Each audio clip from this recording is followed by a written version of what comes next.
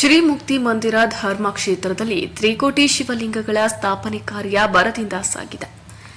ಹೌದು, ಗದಗ ಜಿಲ್ಲೆಯ ಲಕ್ಷ್ಮೀಶ್ವರ ತಾಲೂಕಿನ ಭೂ ಕೈಲಾಸ ಶ್ರೀ ಮುಕ್ತಿ ಮಂದಿರ ಧರ್ಮ ಕ್ಷೇತ್ರದಲ್ಲಿ ತ್ರಿಕೋಟಿ ಶಿವಲಿಂಗಗಳ ಸ್ಥಾಪನೆ ಮಾಡಬೇಕೆಂದು ರಂಭಾಪುರಿ ಜಗದ್ಗುರು ಮಹಾತಪಸ್ವಿ ಲಿಂಗೈಕ್ಯ ಶ್ರೀ ವೀರಗಂಗಾಧರ ಶಿವಾಚಾರ್ಯ ಭಗವತ್ಪಾದರ ಮಹಾ ತಪಸ್ಸಿನ ಆಸೆಯಾಗಿತ್ತು.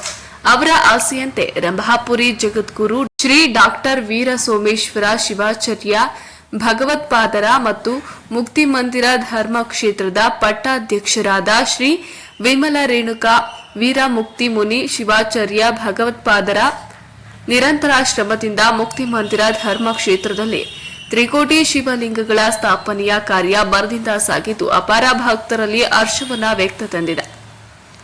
ತ್ರಿಮಂದಿರ ಧರ್ಮ ಕ್ಷೇತ್ರದಲ್ಲಿ ನಡೆಯುತ್ತಿರುವ ತ್ರಿಕೋಟಿ ಶಿವಲಿಂಗಗಳ ಸ್ಥಾಪನೆಯ ಕಾರ್ಯಕ್ಕೆ ಸಕಲ ಸದ್ಭಕ್ತರು ನಿರಂತರವಾಗಿ ಸಹಾಯ ಸಹಕಾರವನ್ನ ಸಲ್ಲಿಸುತ್ತಾ ಬಂದಿದ್ದಾರೆ.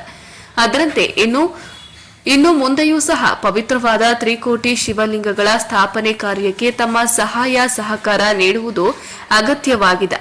ಇಂತಹ ಪವಿತ್ರ ಪುಣ್ಯದ ಕೆಲಸಕ್ಕೆ ತಾವು ನೀಡುವ ಸಹಾಯ ಸಹಕಾರಕ್ಕೆ ಹೆಚ್ಚು ಮಹತ್ವ ಬರುತ್ತದೆ. ಅದಕ್ಕಾಗಿ ಭಕ್ತರು ಹೆಚ್ಚು ಸಹಾಯ ಸಲ್ಲಿಸಿ ಪುಣ್ಯವಂತರಾಗಬೇಕು ಎಂದು ಮುಕ್ತಿ ಮಂದಿರ ಧರ್ಮ ಕ್ಷೇತ್ರದ ಪರಮ ಭಕ್ತರಾದ ಶಿಗ್ಲಿ ಗ್ರಾಮದ ಸೋಮಣ್ಣ ಡಾಣಗಲ್ ವೀರಣ್ಣ ಪವಾಡದ ನಮ್ಮ ವಾಹಿನಿ ಮುಖಾಂತರ ವಿನಂತಿಯನ್ನ ಮಾಡಿದ್ರು.